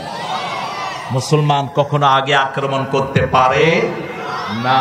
আমাদের মতো ভদ্র পৃথিবীতে কোন জাতি, আমরা লক্ষ লক্ষ মানুষ একসাথে বসে থাকি, কোন পাহারার কোন দরকার। মসজিদে আমরা কত সুন্দর করে ডিসিপ্লিনের সাথে নামাজ আদায় করি, ঠিক না বা ঠিক? রাসূল সাল্লাল্লাহু আলাইহি ওয়াসাল্লাম যাচ্ছেন বদরের ময়দান, একজন গরীব সাহাবী খেজুর খাচ্ছেন। রাসূল সাল্লাল্লাহু আলাইহি ওয়াসাল্লাম বললেন তাআলাউ বিনা ইলাল জান্নাহ, আমার সাথে জান্নাতে চলো। সাহাবী বলছেন বাহ বাহ, আল-লুগাতুল মুহাল্লিমা আ'জাবাহু ওয়া মা আহসানাহু। কি সুন্দর কথা ইয়া রাসূলুল্লাহ, আমি ওখানে গেলেই জান্নাতি হয়ে যাব নাকি? রাসূল বলছেন হ্যাঁ, জান্নাতি হয়ে যাবা সাল্লাল্লাহু। তিনি বললেন জান্নাতে যেতে দেরি হয়ে যেতে পারে। হাতের খেজুরগুলো মরুভূমির দিকে ছুঁড়ে মারলেন, জান্নাতে যেতে দেরি হয়ে যেতে পারে। চলে গেলেন, সেখানে গিয়ে কাফেরদেরকে মেরে তিনি জান্নাতি হয়ে গেছে। অধিকাংশ সাহাবীর হাতে কিছুই ছিল না, রাসূল খেজুরের ডালা ভেঙে দিয়েছেন। ওই খেজুরের ডালা দিয়ে কোপ মেরেছে, কাফের কেতে দ্বিখণ্ড হয়ে গেছে। পরবর্তী পর্যায়ে আল্লাহ বললেন ওয়ামা কাতালু ওয়ালাকিন্নাল্লাহ কাতালু, তোমরা হত্যা করো নাই, তোমরা খেজুরের ডালা তুলেছ, হত্যার কাজটা করে দিয়েছেন কে? এখন আবার আল্লাহ বলছেন কতটুক পর্যন্ত তোমরা এই হত্যার কাজটা করবা? ওয়াকাতিলুহুম হাত্তা লা তাকুনা ফিতনাহ ওয়া ইয়াকুনাদ-দীনু কুল্লুহু লিল্লাহ। এখন সারা দুনিয়ায় মুসলমানদের রক্ত আছে না নাই? আরো জোরে বলেন। ভারতে মারা যাচ্ছে কারা? আরো বলেন, জোরে বলেন। আফগানিস্তানে শহীদ হয়েছে কারা? বসনিয়াতে মারা হয়েছে কাদেরকে? কি জন্য মারা হয়েছে? চেচনিয়াতে, ফিলিস্তিনে কাদেরকে মারা হচ্ছে? মুসলমান। সারা পৃথিবীর সব জায়গাতে মুসলমানের কান্না আছে না নাই? সেজন্য আল্লাহ রাব্বুল আলামিন বলেছেন এটাই ওয়াদা আমার পক্ষ থেকে। ওয়াদান আলাইহি ফিত তাওরাত ওয়াল ইনজিল ওয়াল কুরআন। কুরআন, ইনজিল সব কিতাবের লোকদের জন্য একটাই ওয়াদা, জীবন যদি আল্লাহর কাছে বেচতে চাও, যদি জান্নাত চাও, আল্লাহ রাব্বুল আলামিনের দিনকে বিজয়ের জন্য যদি হত্যাও করতে হয়, হত্যা করতে রাজি আছো না নাই? কারা কারা হাত তুলে দেখা দেন? তুলেন আল্লাহর কাছে হাত। আল্লাহ হাতগুলো শহীদদের জন্য কবুল করেন। আরো চিৎকার করে বলেন আমিন। হাতগুলো নামায়, কিন্তু মনে রাখতে হবে আমার নবী কখনো আগে আক্রমণ করেননি, আমরা আগে আক্রমণ করব। ইসলামী গ্রুপের নেতৃত্ব ছাড়া আমরা একাকী কোনো সিদ্ধান্ত নিতে যাব কান্নাহুম বুনিয়ানুম মারসুস। সীসা ঢালা প্রাচীর। সীসা কেন বললেন? সীসা ছাড়া সীসা কাটা যায় না। আল্লাহর হিকমত দেখেন শব্দ চয়নের। আপনার সাথে যেমন আমার সাথে প্রামাণিক ভাইয়ের সম্পর্ক, এই সম্পর্ক যদি নষ্ট করতে হয় আমাদের কাছেই আসতে হবে, ঠিক না? ঠিক। আপনাকে এসে একজন বলল যে অমুক হুজুর এই করছে, আবার হেরে গিয়ে বলল তোমার বিরুদ্ধে অমুক হুজুর বলছে, বস 2 জন খেপে উঠলেন। এটা ইসলামের নিয়ম না। যখনই আপনাকে এসে এই ভাইয়ের বিরুদ্ধে বলবে, আপনি ওই ভাইকে জিজ্ঞেস করবেন, ঠিক না? ঠিক। ভাইয়ের সাথে ডাইরেক্ট কথা বলবেন। যেমন একজন বড় আলেম, আমি তার নাম বলবো না, আপনারা চিনবেন, তার ব্যাপারে কিছু লোক এসে আমাকে বলল হুজুর উনি আপনার ব্যাপারে এটা এটা বলছে। আমি সাথে সাথে ওর ফোন জোগাড় করে আমার খাদেমকে দিয়ে ফোন করালাম। ফোন করিয়ে যখন সালাম দিলাম, সে তো খুশিতে আটখানা। বলছে, হুজুর, আমি স্যার কেমন আছো তুমি? বলছে, হুজুর, আপনি আমার খবর নিয়েছেন, আমার এর চেয়ে সুখ আর কিছু নেই। তাহলে ওর বিরুদ্ধে যে আমাকে বললো, কথাটা সত্য না মিথ্যা? মিথ্যা। কিশোরগঞ্জের একজন বড় আলেম চলে গেছেন দুনিয়া থেকে, আমি ওনার জন্য দোয়া করি। দরসে নিজামে অনেক মাহফিলে তিনি আমাকে স্নেহ করেছেন। হঠাৎ করে একজন এসে, মসজিদের এক ইমাম এসে বলছে, হুজুর, উনি আপনার বিরুদ্ধে এরকম এরকম এরকম বলছে। আমি সাথে সাথে ওনার মাদ্রাসায় ফোন করলাম।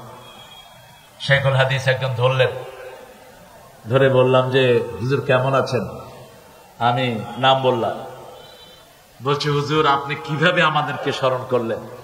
গতকালকেও মোহতামেম হুজুর আপনার নাম ধরে দোয়া করেছে। আমরা ডাইরেক্ট কারো সাথে দেখা করা ছাড়া তার বিরুদ্ধে কোনো মন্তব্য করব? আমাদের আলেমদের সম্পর্ক নষ্ট করার জন্য এরকম শয়তান আছে না নাই? এই জন্য আল্লাহ সীসার কথা বললেন। সীসা দিয়ে সীসা কাটা হয়, লোহা দিয়ে সীসা কাটা যায় না। আলেমদের সম্পর্ক যদি এরকম মজবুত হয়, বাংলাদেশে ইসলাম কায়েম হতে বেশি দেরি হবে? এখনো আলেমদের কোরবানি আছে না নাই? কথা বলেন না কেন? কত কোরবানি, কত কোরবানি বলেন তো। একজন মানুষ সারা জীবন হাদিস পড়িয়েছেন, তার হাতে ডান্ডা বেড়ি, পায়ে ডান্ডা বেড়ি, গলায় ডান্ডা বেড়ি। কোন সমাজে আমরা আছি? যার বাপ শাইখুল হাদিস, যার ভাইয়েরা শাইখুল হাদিস, ঘরে অসংখ্য হাফেজ, সেই লোকটার গলায় ডান্ডা বেড়ি কেমনে দেওয়া হয়? আমাদের আলেমদেরকে ভালোবাসতে হবে, ঠিক না ঠিক? আলেমদের কারণেই আমরা দিন পেয়েছি। আপনার মাদ্রাসাগুলোতে গিয়ে শুনবেন, বহু আলেম 3 বেলা ঠিক মতো খেতেও পায় না, কিন্তু হাসি মুখে বাচ্চাদেরকে কোরআন পড়ায়। এইভাবেই এই দিনের প্রতিষ্ঠানগুলো গড়ে উঠেছে। প্রত্যেকটা মসজিদকে আমরা দিনের মারকাজ বানাবো, ঠিক না ঠিক? ওয়াদানা আলাইহি হাক্কান ফিত তাওরাত ওয়াল ইনজিল ওয়াল কোরআন।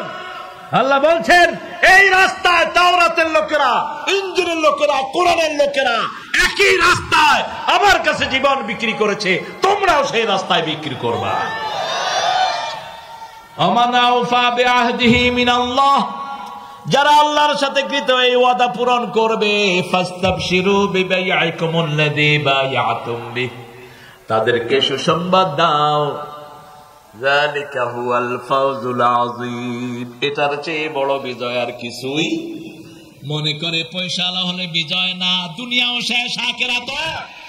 পয়সা যদি হালাল হয় তাহলে উপায়, আর যদি হারাম হয় দুনিয়াও শেষ, আখিরাতও।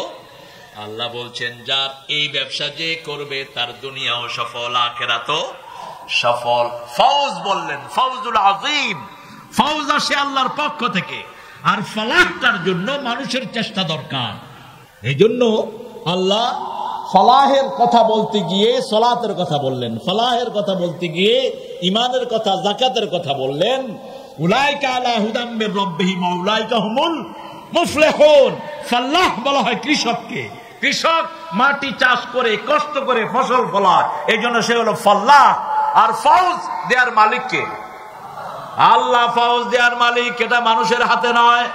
আমরা বিজয়ের জন্য আমাদের জান মাল কোরবানি করে আল্লাহর রাস্তায় জিহাদ করব। জিহাদ জিহাদ জিহাদ চাই।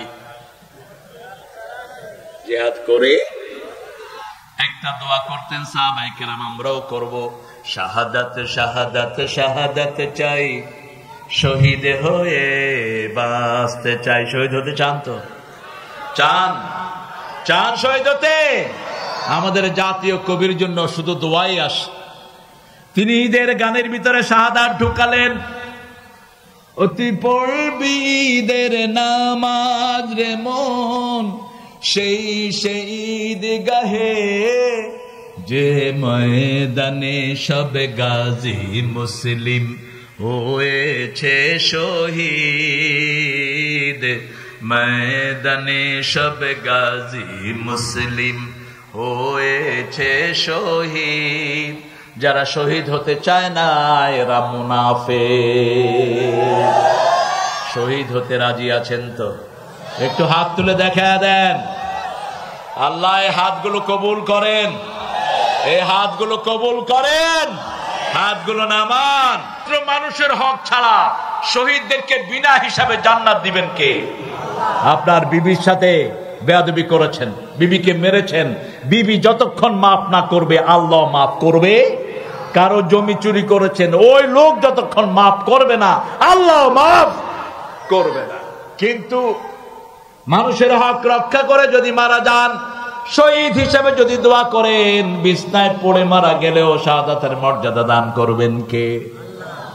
শহীদের জন্য 8টা খাত আল্লাহ রাব্বুল আলামিন রেখেছেন। কয়টা?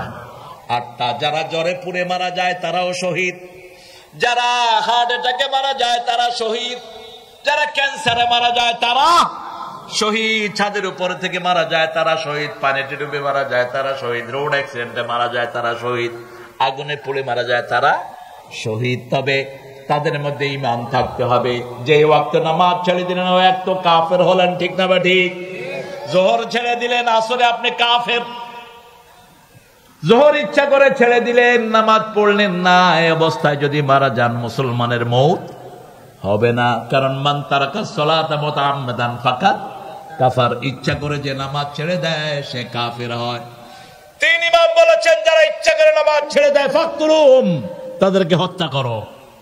আর সর্বশ্রেষ্ঠ ইমাম, সবচেয়ে বড় ইমাম, কি নাম? কি কষ্ট হয় নাকি আপনাদের বলতে? মদিনায় গেলে দেখবেন মসজিদে নববীর নিচে 4 ইমামের লাইব্রেরি আছে। সবচেয়ে বড় লাইব্রেরির নাম হলো ইমামুল আযম আবু হানিফা রাহমাতুল্লাহি আলাইহি। আবু হানিফার আকীদার উপরে সারা পৃথিবীর আকীদা। আবু হানিফার চেয়ে বড় ইমাম আর কেউ নেই। আবু হানিফা বলেছেন আসজুনুহুম, যারা নামাজ ছেড়ে দেয় ইচ্ছা করে তাদেরকে জেলখানায় ঢুকাও। যতক্ষণ পর্যন্ত নামাজ রেগুলার না হয় ততক্ষণ জেলখানায় রাখো। আবার রাসূল বলেছেন ঘরের নামাজ শ্রেষ্ঠ নামাজ। পুরুষের জন্য ফরজ ছাড়া, পুরুষ ফরজ গুলো পড়বে মসজিদে, মেয়েদেরকেও সারা বছর ঘরে রাখবেন না, কিছু কিছু নামাজ মসজিদে আনবেন। রাসূল সাল্লাল্লাহু আলাইহি ওয়াসাল্লাম বলছেন, বুখারীর বর্ণনা, মা আয়েশা বলছেন আমরা রাসূলের সাথে ফজর পড়তাম, অন্ধকারে আসতাম, অন্ধকারে চলে যেতাম, আমাদের অবয়ব বোঝা যেত। এশার নামাজে আসতাম।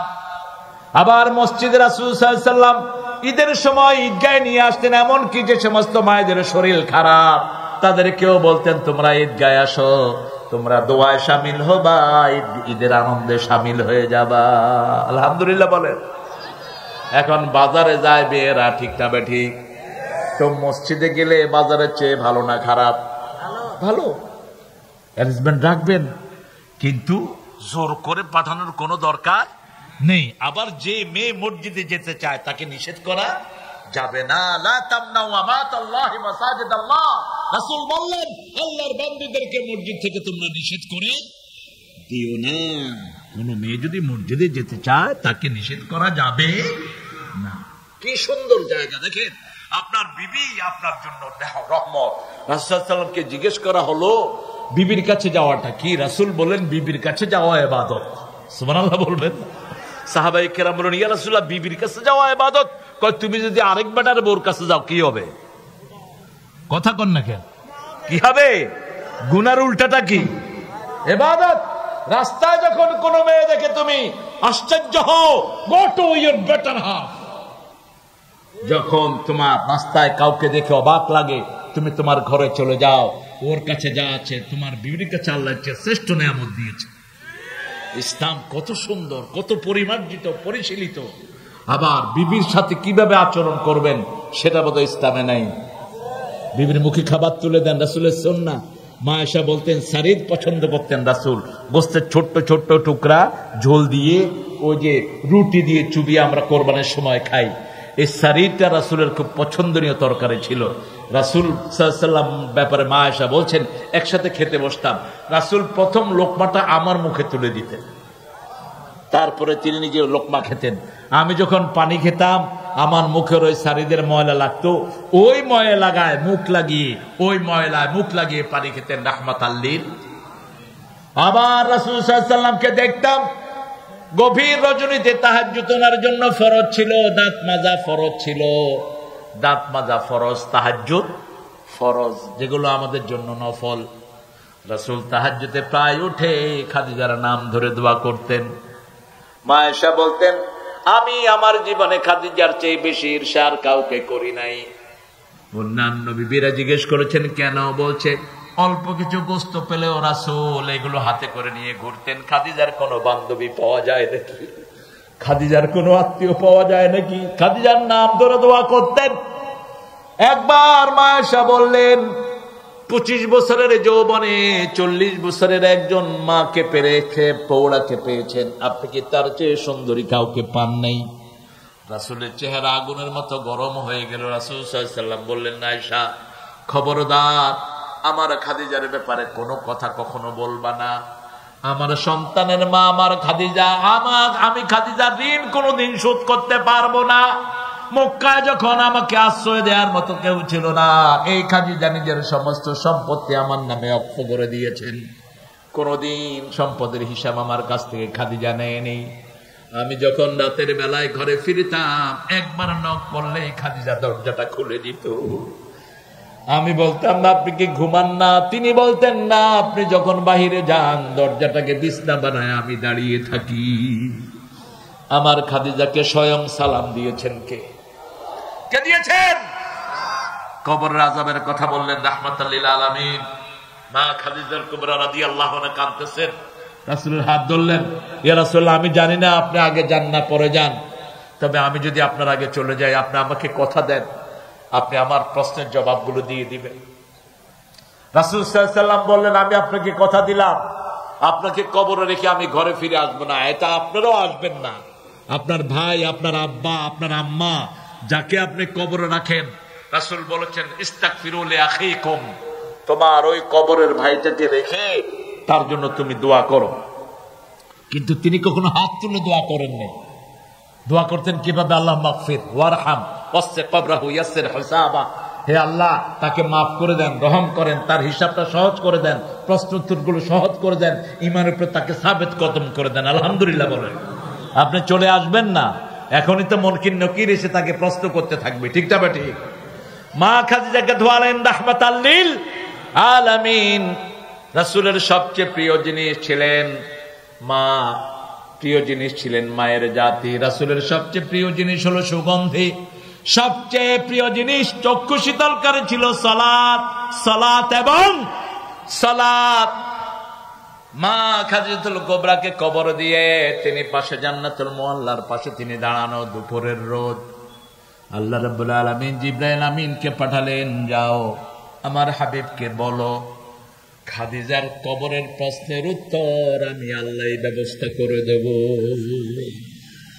বিবির জন্য নাম ধরে দোয়া করবেন, বিবির প্রশংসা করবেন। শুধু বদনামি খুঁজে বেড়ায় এরকম কিছু চাল আছে না নাই? প্রশংসা করবেন, বিউটিফুল কারি, কি সুন্দর হয়েছে তোমার রান্না। রাসূল সাল্লাল্লাহু আলাইহি ওয়াসাল্লাম কিভাবে প্রশংসা করতেন মেয়েদের। আনাস বিন মালিক বলছেন রাদিয়াল্লাহু আনহু আরদা, রাসূলকে আমার বাড়িতে নিয়ে গেলাম, ঘরে বসানোর কোনো জায়গা নাই, উঠানে একটা পিঁড়ি দিলাম। পিঁড়ি বলে তো আপনাদের এখানে? হ্যাঁ, ফিরে ফিরে ফিরে ফিরে দিলেন। রাসূল সাল্লাল্লাহু আলাইহি ওয়াসাল্লাম বসলেন পিঁড়াতে। আনাস বিন মালিক রাদিয়াল্লাহু আনহু মা চাঁদের দিকে দেখছেন আর রাসূলের চেহারার দিকে দেখছেন। আনাস বলছেন, মা কি দেখো? কয় দেখো চাঁদে একটু মেঘ আছে, রাসূলের চেহারা এতটুকু ময়লা নাই। চাঁদের চেয়ে সুন্দর তুমি নবী আমার সাল্লাল্লাহু আলা, দুঃখে সুখে দরুদ পড়ো আল্লাহুম্মা সাল্লি আলা। চাঁদের চেয়ে সুন্দর তুমি নবী আমার সাল্লাল্লাহু আলা। আল্লাহু আকবার। শুকনা রুটি আর সিরকা দিলেন, সিরকা ভিনিগার। সিরকারে কি বলে আপনাদের এখানে? সিরকাই বলে। অল্প দাম, বেশি না, এরকম একটা বোতল বোধ 30-40 টাকা। এই সিরকা দিলেন আর শুকনা রুটি দিলেন। রাসূল খেয়ে খেয়ে বললেন, এ আনাস, এই সিরকা এবং রুটি শ্রেষ্ঠ খাবার। আনাসের মার চেহারা চাঁদের মতো খুশি হয়ে গেছে। আমরা বললেন, কি রাঁধছ? এদের কি এদের মানুষে খায় আছে না? এগুলো ইসলাম জানে না, আদব জানে না, মূর্খ। আরেক ঘরে রাসূলুল্লাহ সাল্লাল্লাহু আলাইহি ওয়াসাল্লাম গিয়েছেন এক সাহাবীর ঘরে, লাউ আনলেন, লাউ। রাসূলুল্লাহ সাল্লাল্লাহু আলাইহি ওয়াসাল্লাম বলেন, এই গোস্তের ঘ্রাণ পাচ্ছি, তুমি লাউ দিছো কেন? বলছি, ইয়া রাসূলুল্লাহ, গোস্ত এখনো চুলায়। বলছে, শুনো, মেহমানকে আগে ভালোটা দিবা, আগে ভালোটা দিবা। গোস্তকে খুব ভালোবাসতেন রাহমাতাল লিল আলামিন। ওয়াদান আলাইহি হাক্কান ফিত তাওরাত ওয়াল ইনজিল ওয়াল কুরআন ওয়া মান আওফা বিআহদিহি মিনাল্লাহ ফাস্তাবশিরু বিবাইআকুম আল্লাযী বায়াতুম বিহি ওয়া যালিকা হুয়াল ফাওজুল আযীম। এটাই আল্লাহর সাথে বায়াত। কার সাথে? বায়াত মানে বিক্রি করা। বায়াত মানে কি? বিক্রি করা। ইসলাম আছে যেখানে আমরা আছি, কোরআন হাদিস যেখানে আমরা আছি, মা বাপকে আল্লাহর পরেই সবচেয়ে বেশি দামি কে? পায়ের কাছে বসে থাকবেন, মায়ের পাটা ধুয়ে দিবেন 3 বার। কয়বার? বাপেরটা কয়বার দিবেন? একবার। বাপ হিসেবে কইতে চায় না, একবার। আর কয়েকদিন আগে নারায়ণগঞ্জের ওই যে চাঁদপুরের এক ভিডিও আসছে, মা বাপের মারতেছে, দাঁড়ি চাইনা সোয়ার দিছে বাপরে, চাঁদপুরে। এই মহিলাকে পিটাইয়া জেলখানায় ঢুকায়া দাও, একদম মৃত্যু যেন শয়তানের জেলখানায় হয়। মা পেশাব করেছে, সন্তানরা নিয়ে মারে নদীতে ফেলে দিয়েছে। কি জুলুম চলছে সমাজে। আপনার ছেলেগুলোকে স্কুলে দিয়ে ধ্বংস করে দিয়েন না। স্কুলে ক্লাস 1 থেকে 10 পর্যন্ত কোনো ইসলামী পড়া নাই। এখন কি শিখবে বাচ্চারা? কি শিখবে? কোনো ম্যানার নাই, কোনো কার্টিসি নেই। আমি চেয়ারম্যানকে অনুরোধ করব, আপনার ইউনিয়নের ছেলেকে স্কুলে ইসলাম শিখানোর ব্যবস্থা করেন। পিতা মাতা 2 জন জান্নাত, ঠিক না ঠিক? ফাতেমা নামে একজন মহিলা ছিলেন, মহিলা সাহাবী, মদিনায়, বুখারী বর্ণনা। তেনার মা মুশরিকা। তিনি রাসূলকে এসে বলছেন, ইয়া রাসূলুল্লাহ, আমার মা মুশরিকা, আমি কি ব্যবহার করব? রাসূল বললেন, সল্লে উম্মা, যত খেদমত মায়ের দরকার সব করবা, সব করবা। মায়ের খেদমত করলে মা আস্তে আস্তে কি হয়ে যাবে? মুসলমান হয়ে যাবে। পিতা মাতা এই 2 জনই জান্নাত। 2 জন কি? রাসূল বলেছেন জান্নাতের 2টা দরজা, একটার নাম মা আর একটার নাম বাবা। এই 2 জনকে খুশি রাখলে 2টা জান্নাতই আপনার জন্য খোলা থাকবে। আর আপনার উপর খুশি হবেন কে? উঠতে বসতে চলতে ফিরতে দোয়া করেন, রব্বির হামহুমা কামা রব্বায়ানি। এরপরে দোয়া করেন, আল্লাহুম্মা আগফির ওয়ারহাম, হে আল্লাহ মাফ করে দেন, রহম করেন, মাফ করে দেন, রহম করেন। সব নবীদের এই 2টা ছোট্ট দোয়া, প্রিয় দোয়া। হে আল্লাহ মাফ করে দেন, রহম করেন। মুরব্বীদেরকে দেখলেই সম্মান করবেন, তাহলে আপনার সম্মান বাড়িয়ে দিবেন কে? হোক তিনি হিন্দু। আপনি বাসে বসে আছেন, একজন হিন্দু ভাই উঠেছেন বৃদ্ধ, তাকে জায়গা করে দেন, আপনার উপর খুশি হবেন কে? একজন মায়ের হাতে বোঝা, আপনি তার বোঝাটা নিয়ে নেন, এখন অবশ্য দিতে চায় না, করলো দৌড় দেয় কিনা আবার, ঠিক না?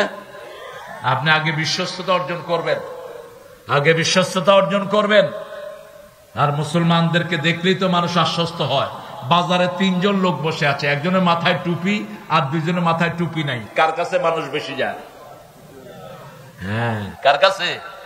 টুপিওয়ালার কাছে। মনে করে যে এই ব্যবসা ঠিক মতো মাপবে, ঠিক মতো দিবে। যদি 2 নাম্বারই করে, এর শাস্তি অন্যদের চেয়ে বেশি হবে না কম? বেশি হবে। খবরদার। এই জন্য ইসলাম আলাদেরকে ভালোবাসেন, কোরআনের লোকদেরকে ভালোবাসেন, মুরব্বীকে ভালোবাসেন, প্রতিবেশীর হক দেন। হিন্দু ভাই খেতে পাচ্ছি কিনা আপনি খবর নেন। আপনার প্রতিবেশী হোক বেনামাজি, গিয়ে তার খবর নেন, ভাই কি রাঁধছো, কি খাইছো, তোমার বাচ্চাগুলো কেমন আছে। নিজে যখন ফল কিনবেন ওদের হাতে ফল দেন। রাসূলুল্লাহ সাল্লাল্লাহু আলাইহি ওয়াসাল্লাম বলছেন, যদি দিতে না পারেন ফলের খোসাগুলো বাইরে ওদের সামনে ফেলবেন না, দূরে নিয়ে গোপনে ফেলেন। আর ফলের ঘ্রাণ তো এমনি বেরিয়ে যায়, আমাল্লা আমার ঘ্রাণ আছে না, পাশে দেন, ইলিশ মাছ আনছেন, আপনি আনতেছেন, ওদের জিহ্বায় পানি পড়তেছে, কিনা তৌফিক নাই। রাসূল বলেছেন যদি তরকা দিতে না পারো ঝোল দাও। কি দাও? ঝোল দাও, ঝোল দাও। ইলিশ মাছের ঝোলই তো হেভি মজা। আমি শুনেছি আমাদের পাশের দেশের ভাইয়েরা ইলিশ মাছের পরগুলো রাইন্দা খায়। পর আছে না, পরে কি কর শোষা, ওই যে উপরের দিকে আইসটা খায়, কাইসটা হেরা আইসটা দিয়ে নাকি ডাল দিয়ে খায়। আমাদের দেশ হারে। আপনি গরিব মানুষকে একটু সাথে নিবেন, আপনার উপর খুশি হবেন কে?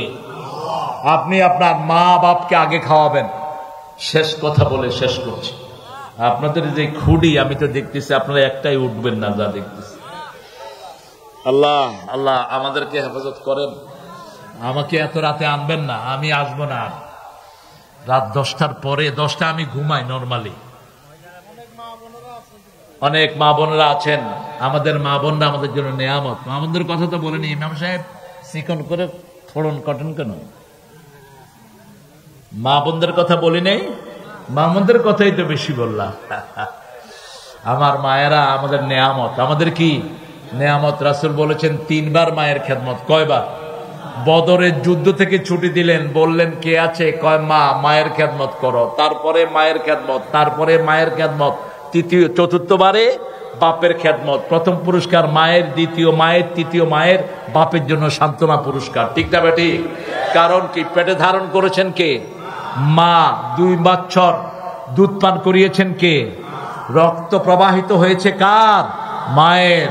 সূরা লোকমানে 17 নম্বর আল্লাহ এই কথাটা বলে দিয়েছেন, ওয়াসাইনাল ইনসানা বিওয়ালিদাইহি হামালাতুহু উম্মুহু ওয়াহানান আলা ওয়াহান ওয়াফিসালুহু ফি আমাইন আনশকুরনি ওয়া লিওয়ালিদাইহি ওয়া ইলাইয়াল মাসির। দুজনের ব্যাপারে ওসিয়ত করছি, একজন তোমার মা আর একজন তোমার বাবা। তবে মায়ের কথা বলে যেও না। একটার পর একটা যন্ত্রণা সয়ে মা তোমাকে পেটে ধারণ করেছেন। 2 বছর তোমাকে দুধ পান করিয়েছেন। আনিশকুরুলি, আমি আল্লাহর শুকরিয়া আদায় করো, আর পিতামাতার শুকরিয়া আদায় করো। আমি আল্লাহর কাছেই তোমাদেরকে ফিরে যেতে হবে।